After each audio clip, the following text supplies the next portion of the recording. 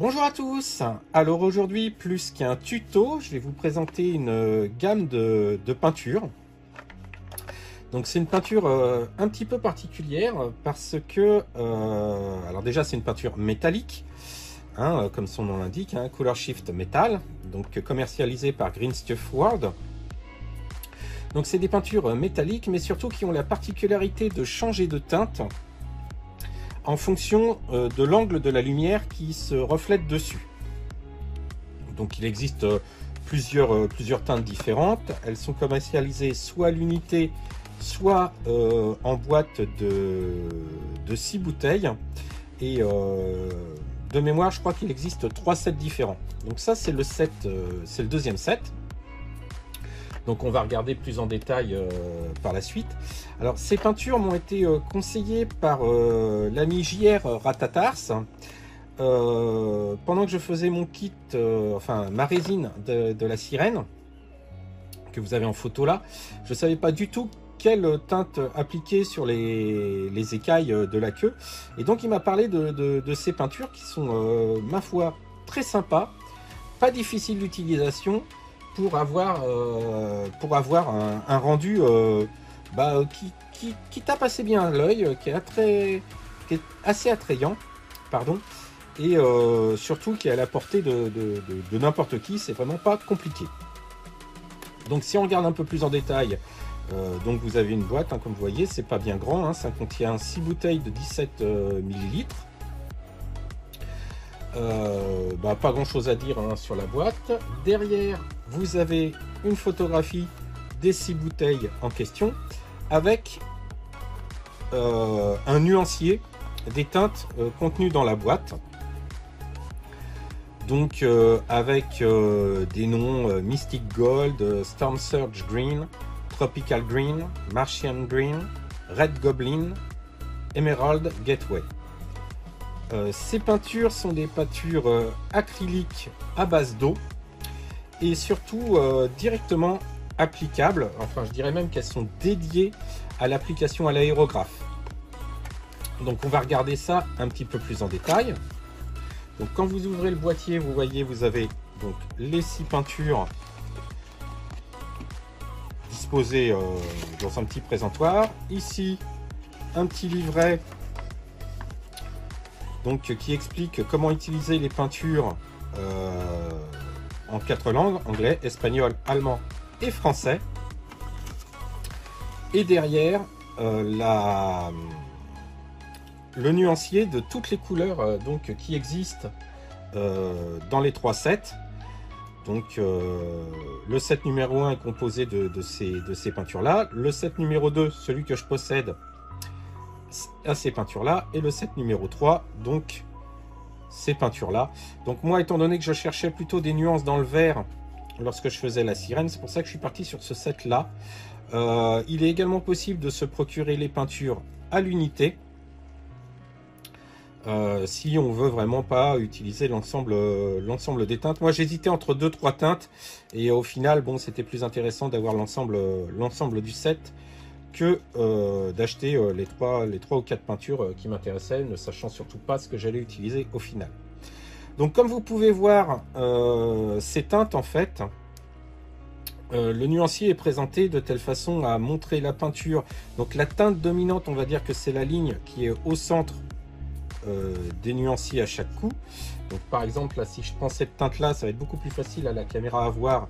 Le Nebula Copper, que bien sûr je n'ai pas, hein, puisqu'il fait partie du set numéro 1, serait donc d'une teinte dominante plutôt rouge, mais lorsqu'on tourne l'objet, on aura des nuances et des reflets plutôt orangés à chaque extrême. Ce que je vous propose, c'est directement de voir le résultat sur des tests que j'ai effectués. Ensuite, je vous expliquerai un peu le principe et je vous montrerai directement une application sur des tests. Allez, on regarde ça ensemble. Donc voilà les différents essais que j'ai fait sur des cuillères, hein. Donc je rappelle, c'est sur une base noir brillant, hein. Donc là nous avons le Mystic Gold. Donc, Mystic Gold, comme vous pouvez voir, Voilà, c'est du doré, mais qui a quand même quelques reflets un peu orangés sur les côtés. J'espère que ça se voit à la caméra, parce que c'est quand même subtil. Ensuite, on a le Storm Surge Green.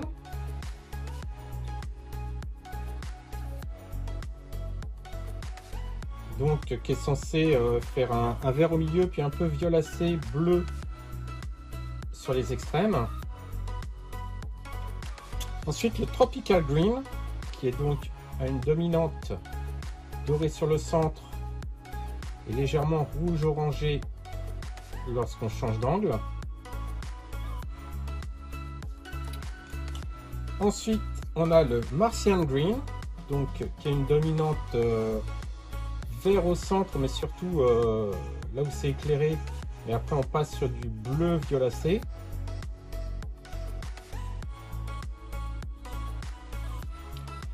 Ensuite, on a le Red Goblin. Alors celui-là, je le trouve vraiment sympa parce qu'il est vraiment doré lorsqu'il est de face ou en plein éclairage.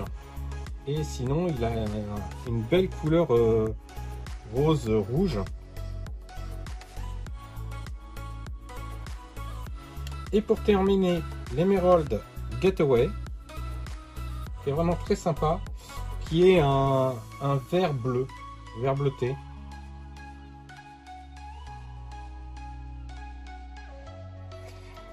Bon, bah maintenant, je vais vous montrer comment s'applique cette peinture.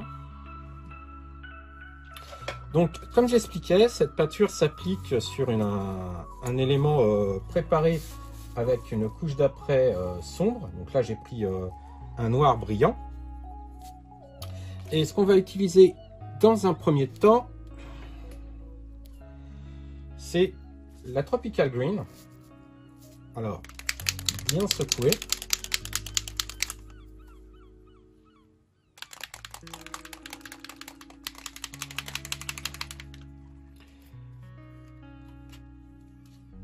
Et comme vous pouvez voir, je mets directement dans l'aérographe. Voilà. Hop.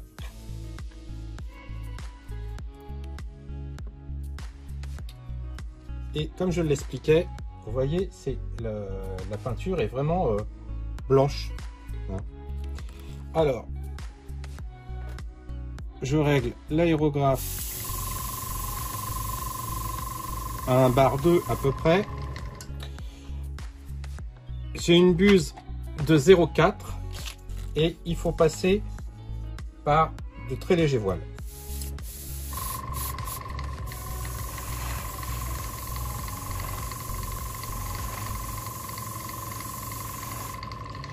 Et entre chaque voile, vous voyez là déjà on commence à avoir un premier ton irisé, qui peut être très sympa déjà hein, sur une couche noire.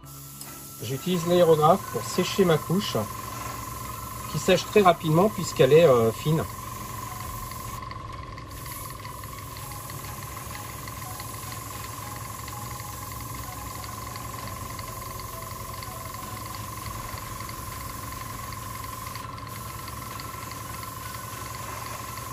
Et là, encore une fois, je sèche.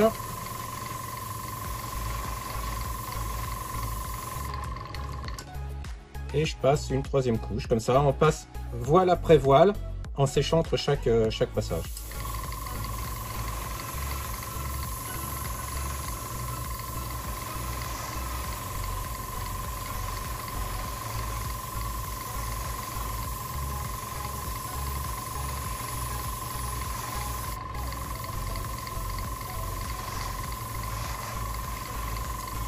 Et on a déjà un beau résultat au bout de 3 couches. Hein. Une petite quatrième pour intensifier. Je pourrais m'arrêter là presque.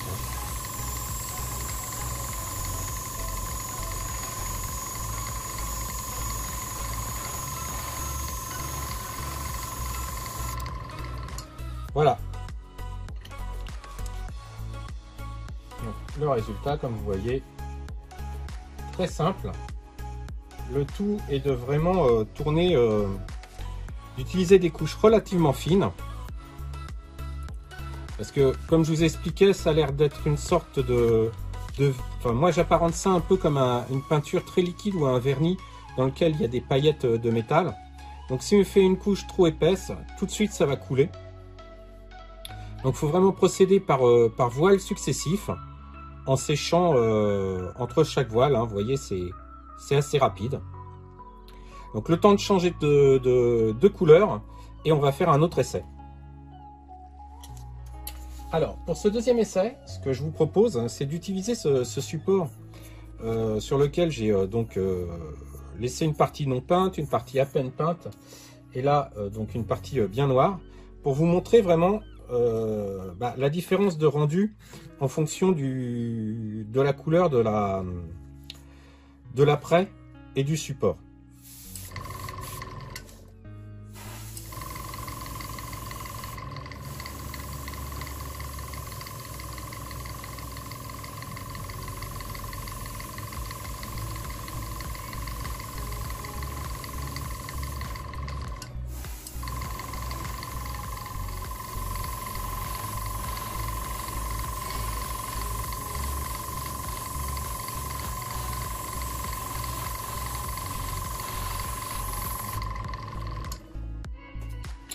Voilà, donc j'ai bien appliqué la même quantité de peinture sur l'ensemble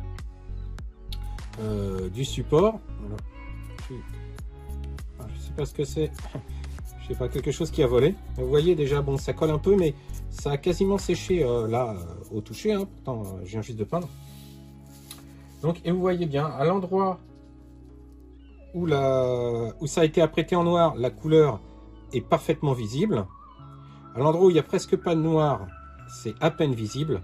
Et là où j'ai pas du tout apprêté, hein, où c'est juste blanc, on voit rien du tout. Il y a du reflet, quand même, mais on voit absolument rien. Alors pour la sirène que j'ai peinte avec cette gamme de couleurs, avec celle-là, la Storm Surge Green, ce que j'avais fait, c'est que j'avais apprêté ma pièce en gris foncé, et j'avais fait des ombrages en noir brillant, ce qui a fait en fait deux rendus de couleurs différents sur la nageoire de la sirène. Justement, puisqu'on en parle, je vais vous présenter le résultat. Alors, voilà quelques éléments avec lesquels j'ai utilisé donc la peinture en question. Donc pour ce qui est de la Storm Surge Green, et ben, j'ai fait les manches, enfin les mains, ainsi que la nageoire et la queue de la sirène. Donc pour obtenir différents tons, comme je vous ai dit, hein, j'ai peint le tout le même gris que celui-ci, hein, que les écailles. Et ensuite j'ai fait les ombrages en noir à certaines zones. Pareil, hein, le haut des gants est gris et en bas, enfin le haut des mains est gris et en bas c'est noir. Et donc avec la même peinture, j'ai obtenu donc deux résultats différents. Très sympa. Franchement, moi j'aime beaucoup le résultat. Et derrière, là c'est une petite impression 3D que j'ai fait vite fait là, en dessous de verre. Donc voilà, c'était un test que j'avais fait. Donc celui-là je l'ai peint avec la Tropical Green. Donc c'est la même peinture que j'ai utilisée pour faire les tests à l'instant.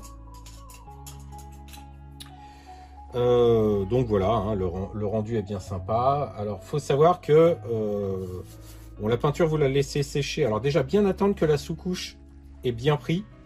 Donc moi je laisse 24 heures. Ensuite je peins avec donc la peinture métallique, plusieurs voiles. J'attends encore 24 heures et après il y a la possibilité de vernir, d'appliquer un vernis brillant. Moi pour ma part j'utilise du clear. Donc là je ne l'ai pas encore fait sur cette pièce là, hein. Je l'ai peinte hier soir. Mais donc sur la sirène j'ai donc verni au clear. 3 couches de clear en attendant 5 minutes entre chaque couche, hein, des couches fines à l'aérographe. Et donc ça fait un rendu métallique brillant très très sympa. Alors le dernier point que je voulais aborder, c'est que bien que ces peintures soient donc données comme étant peinture à base d'eau, comptez pas nettoyer votre aérographe avec de l'eau, encore moins, pas plus avec de l'alcool ménager. Hein. D'habitude, j'utilise de l'alcool ménager pour diluer mes peintures de la gamme Oblicolor que vous voyez ici. Et j'utilise de l'alcool ménager pour nettoyer mon aérographe. Mais typiquement, c'est pas assez puissant.